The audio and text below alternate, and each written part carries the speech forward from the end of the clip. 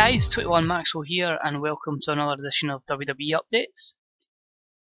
Quite a few things have changed since WrestleMania and we may as well click on through with them.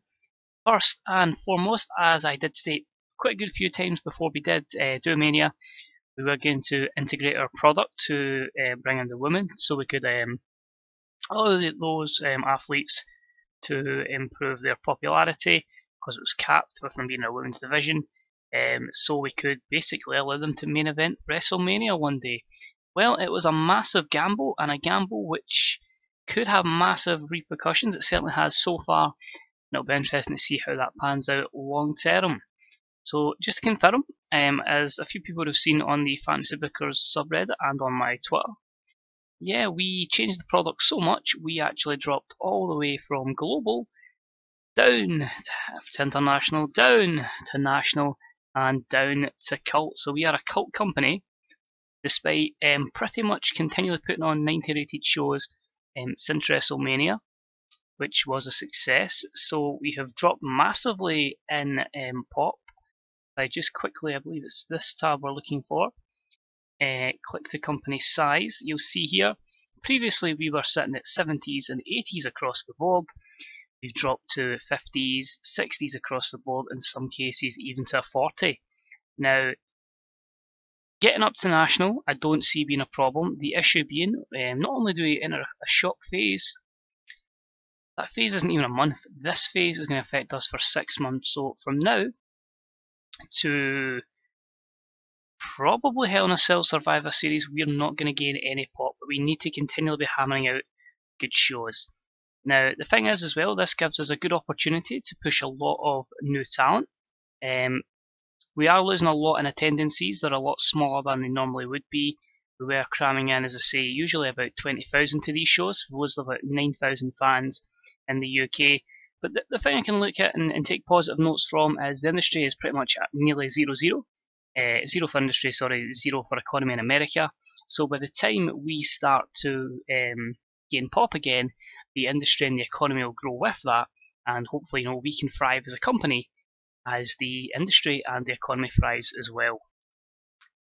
And if anyone wonders if the company's going to go bust, probably not. We do have, if I can just show you here, 329 million in the bank. We have made quite a low amount of ticket sales, far lower than previous. We do still have a Raw, SmackDown, ECW and the pay-per-view to run. But as I say, TV revenue will still be good. Sponsors will be down a little bit, as will merchandise, and our workers will still cost us a shitload. So we probably will lose a good bit of money each month, but we should have enough to cover us and still have a successful amount of money going forward. So not a lot's going to change there. The good thing is as well, as we come back from being a cult company, we still are apparently the second biggest company around. New Japan surpassing us. We'll probably be able to declare war on TNA and pretty much kill TNA on the way back up to going to global. So it'll be a long stint. It'll probably take us maybe about a year or so. In game, 2 years to get back to where we were. But if we can do that, bring through a new generation of superstar, and as I say, escalate the women athletes to main event level, then I'm all for it. So yeah, we'll give it a try. It's not going to change anything to save. In fact, anything, it's made it a bit more challenging and fun. Another reason that's going to help us is we have experienced superstar shake-up. Just basically drafted roughly about 10-15 people from each show to Raw, SmackDown and ECW. A few older wrestlers have returned just to put people over, and also some people promoted from Lucha Underground or NXT. And quite a few releases as well. We have a couple of people go. Can we just check that? I'll see if we can check on my user log. Yep, so people that have went, we've got rid of Takuya Tsuji, Curtis Axel, Kelly Kelly, Erica or Erin Angel, Santana Garrett, Barbie Hayden, Sabi Piss, yeah, I don't know how to pronounce that, I just call them Piss basically, sorry. We are re-signing Matt Hardy, we'll bring back the Hardys, Michael Elgin is gone, Trent's gone, Paul London's come back so I can give a run for London and Kendrick, just to boost our tag team division. Apart from that, as I say, a couple of guys I've brought in. Black Panther's going to come in, we'll have a run with Mantaza as well. Chris Masters and Andrew Everett has went to developmental. A couple other guys, a lot of these guys have went to development because we know I've basically taken over the whole world. in terms of that, and we've let The Undertaker go. He had his final match, and we've let him ride off to the sunset. But without further ado, it is now the run to WrestleMania 36, so we start off with the Backlash of WrestleMania 35. So here it is, it's the Raw pay-per-view, some new faces, but you'll see that as the show goes along as we kick off WWE Backlash. Enjoy. So I'm going to integrate a lot of pre-show matches now, similar to WWE in real life. I feel like my shows are running quite lengthy, so we should add that in.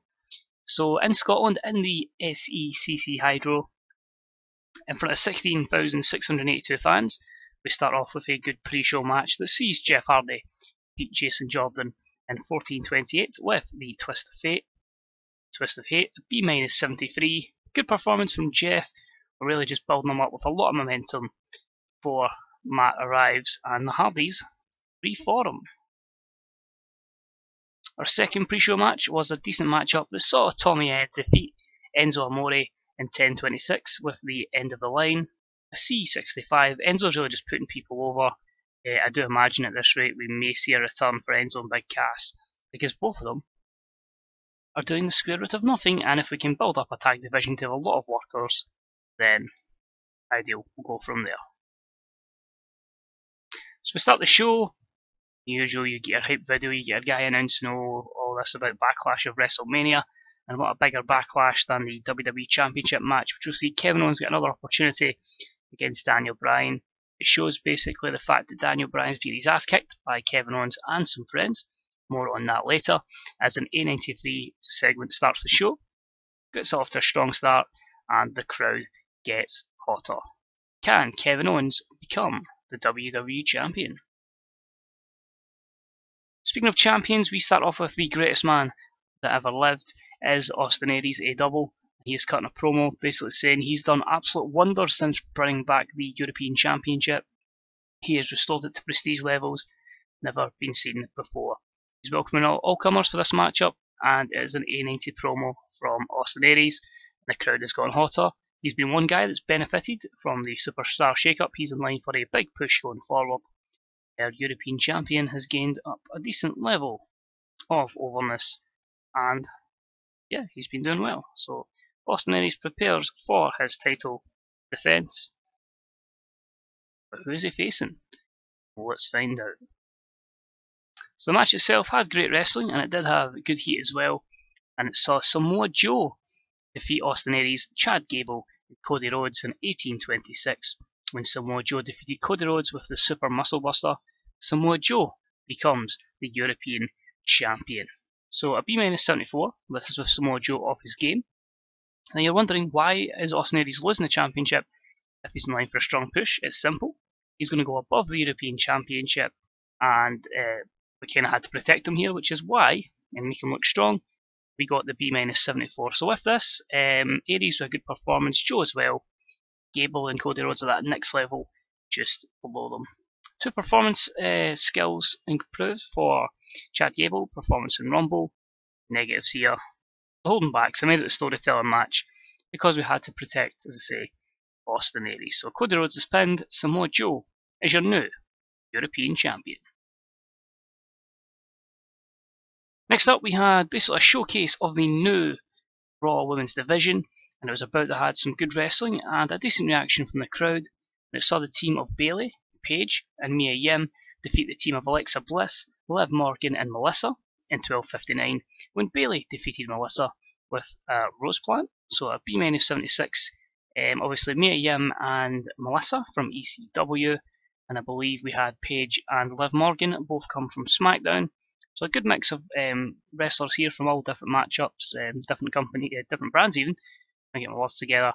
As I say, we'll push them forward. Bayley standing strong, so she's going to have some momentum going in to our next pay-per-view.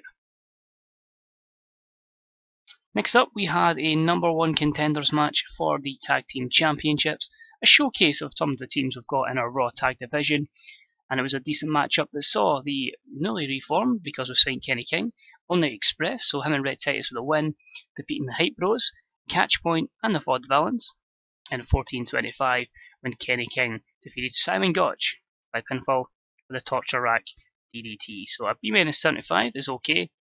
So we are building King and Titus up from the ground basically, because Rhett's not really done much. Kenny King just re-signing gives us another babyface tag team. Catchpoint have been dominant in the ECW, so they're going to get a good run on the main roster on Raw. And I'm pretty much jobbing out the Vaudevillains because of Simon Gotch has been released in real life, and he was getting a bit egotistical when we did give him a push in this save a couple of years ago. Next up, we have basically a angle backstage where Dana Brooke is beating the shit out of Crazy Mary Dobson, and she says no one is going to take her championship away. She's worked so hard for this, and Crazy Mary is not going to be that person. So a B80. And the match itself was a great wrestling match and had good heat, and it saw Dana Brooke defeat Crazy Mary Dobson in 1502 with a surprise roll-up. So Dana makes the first defence of her Women's Championship. B-75 is okay, Mary Dobson with 71, Dana Brooke with 73. These ratings will be a little lower than previous, obviously we're getting 80s, because they are now being treated as regular wrestlers, because they're not in a separate division.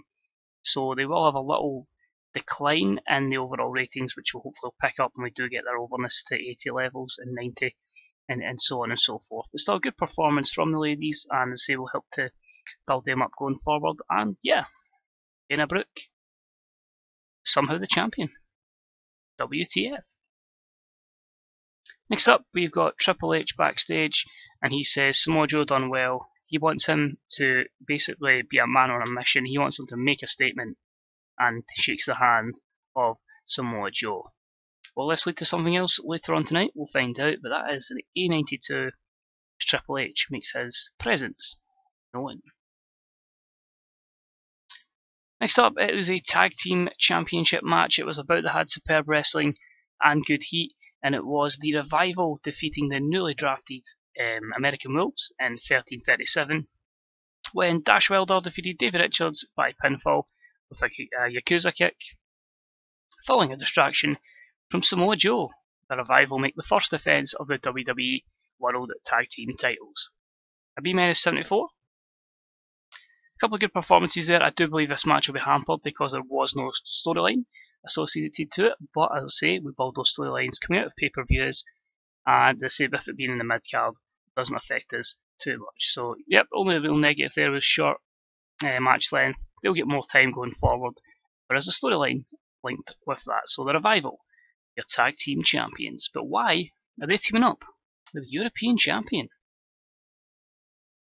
Anyway, Handsome Rusev cuts a promo on his match with Dolph Ziggler. He says over a year ago he beat Brock Lesnar at WrestleMania and then went to SmackDown and barely got used. So he's had enough. He's back on Raw. He's going to dominate. He's going to become a champion and he's going to shut everyone up. So in A91 and the segment gained the storyline some heat. The matchup itself was exceptional, and it did see Rusev defeat Dolph Ziggler in 2025 by the Accolade. Rusev wins the US Championship. So good to see a B plus 89. Ziggler with an 86. Rusev a 79 performance, which is quite worrying. But the storyline did well. It gained heat. We get a new US Champion and another heel who can do stuff on Raw. The issue with Dolph Ziggler is good worker, exceptional in this, but he is 38, so we do need to start passing the torch to the likes of Rusev, who will be able to fulfill both the babyface and heel divide going forward. But Rusev, your new United States champion.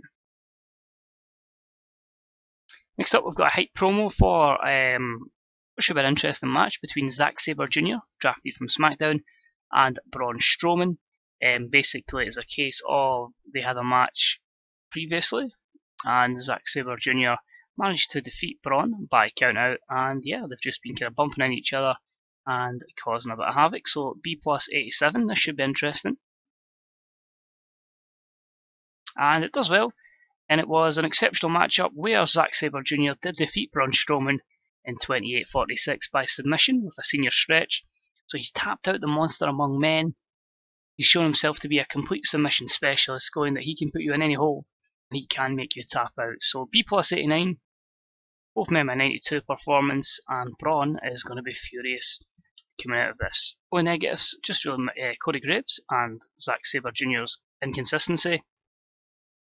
I did say he was pissed off. Braun Strowman manages to get back to his feet while Zack Sabre Jr. is celebrating, beats the shit out of him, destroys him, gets the announce table, and he ploughs Zack Sabre Jr. through that table to an A-Star 100 segment. So the storyline advances, gaining some heat.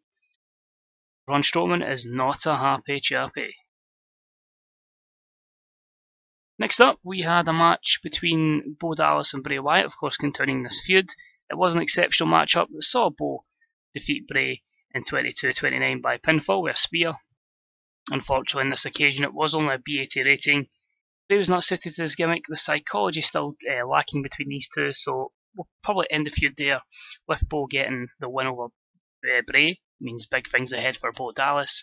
Good ratings, 90 and 91 respectively for Bray and Bo. And yeah, it's been a fun feud to book, as I say. It says there that lack of a hot associated storyline. I did cancel the storyline actually because we'd moved to this, but I felt like let's give him a blow-off match. So that's probably cost me 10 points of overness in this storyline, so this probably could have got a 90 rating easily, maybe even 89 to follow suit, but it means we do need our main event to deliver, or we could shockingly lose some pop. But Bo Dallas will go into better things. That feud will be over now, that's done. Let's see how our main event draws. And it was an exceptional matchup. We, for some reason, didn't put any hype promos in, but done the job. And it was an exceptional matchup that saw Kevin Owens defeat Daniel Bryan in 26-57 with the package pile driver, following interference again from Samoa Joe. Kevin Owens wins the WWE Championship title. So an A-Star 99, I've probably had about 4 or 5 of these over the last couple of weeks. For some reason, I just keep getting A-Star 99, I don't get the 100. But not bad for a cult company. As they say, both men 94 performance and storyline advances, gaining some heat. But only negatives really inconsistency from KO and Corey Graves' announce work. So what happens post-match? Well, Kevin Owens distracts Daniel Bryan, and then we see the likes of Samoa Joe, Scott Dawson and Dash Wilder come out, and it's a 4-on-1 assault on Daniel Bryan. So this is a new faction formed in the WWE. This was an A-Star 97 segment. Kevin Owens was a real star of this segment. What I will say, and I will happily admit this, because it's well known a lot of my ideas, I do just sit and read fantasy bookers, I do sit and read the Grey Dog software forums just to see how other people are getting on. It was one morning, just sitting reading through the Grey Dog software forum, someone came up with this great idea of a stable with Joe, Kevin Owens in Revival, and I just went, yes, that makes so much fucking sense, I want to do that. So I can't remember the guy's name, so I do apologise that I can't shout you out. If you do watch the videos, please let us know. But as I say, it was an absolutely great idea, and I feel like I'd love to absolutely run with that in my save. So we are going to go ahead and do with that again. Apologies I didn't catch your names. It was like 2 o'clock in the morning, sitting on my phone, just reading through the forums, just seeing how everybody else's saves are getting on. So evidence I do, see how other folk are getting on. And yeah, the idea was just exceptional. And as soon as I knew I wanted to do this post WrestleMania, so it's one of those ones. The idea had been in my head as soon as I'd seen it, and it was just a case of pulling the trigger. So thank you, sir, for that great idea. So that's the second final segment, and then we just finish with Kevin Owens just celebrating in the ring. Kevin Owens, A91, he's the real star of the show. It's the Kevin Owens show going forward. So overall, we won't gain any pop, as I said. Look at that. That just sums it up completely. We get an A-Star 96 rated pay-per-view, so a great pay-per-view, and because we can't gain pop, there is no specific comments to be made about the show. So it just shows going forward, Raw is in a good position. So we do have fresh feuds going forward. As I say, we'll have Daniel Bryan looking for revenge. We'll have Kevin Owens in his stable, who will join Daniel Bryan, of course. And what's next for Zack Sabre Jr. as Braun Strowman wants his revenge. So overall, a great pay-per-view. I can't argue about that. And as I say, if we were able to gain pop, we certainly would have at a global level. So you can see who we're starting to bring through. You can see that a lot of the guys that previously weren't getting chances are going to get chances. And as I say, you think Raw's stacked the same as for SmackDown. And ECW. And a lot of the ECW ones, if they don't make it, more than likely will be released. So Daniel Bryan, Dana Brooke and Kevin Owens will get complimented just to try and improve Dana's morale. What I've noticed as well with Drop McCult, a lot of people who are like mid-card want to become upper mid-card and so on and so forth. A lot of people looking for pay rises as well because obviously they are a lot higher than the Innovinus in terms of the company they're at. So we've got the money.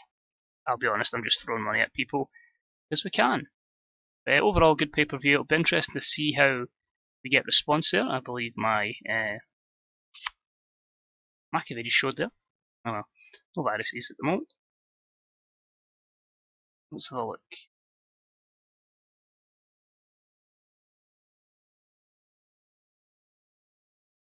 So, Backlash was excellent. We really struck gold with the show. No real other things to point out there that really affect us. Lockdown was on. Lockdown had Frankie Kazarian and MVP in their main event and a C plus 66.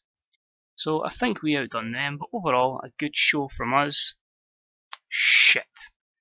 That was my fear. The Austin Aries was going to be tampered by New Japan.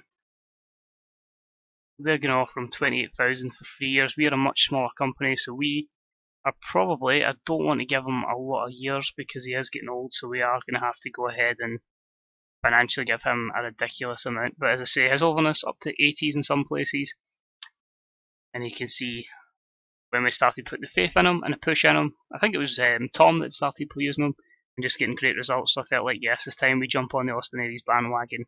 We go from there. So Enzo Amore, his recent booking has been poor. 2.69 pay-per-view buy rate and 4K there on drug testing. But overall, Prestige 89, Momentum 87, that won't change from Cult. We'll still be the second company.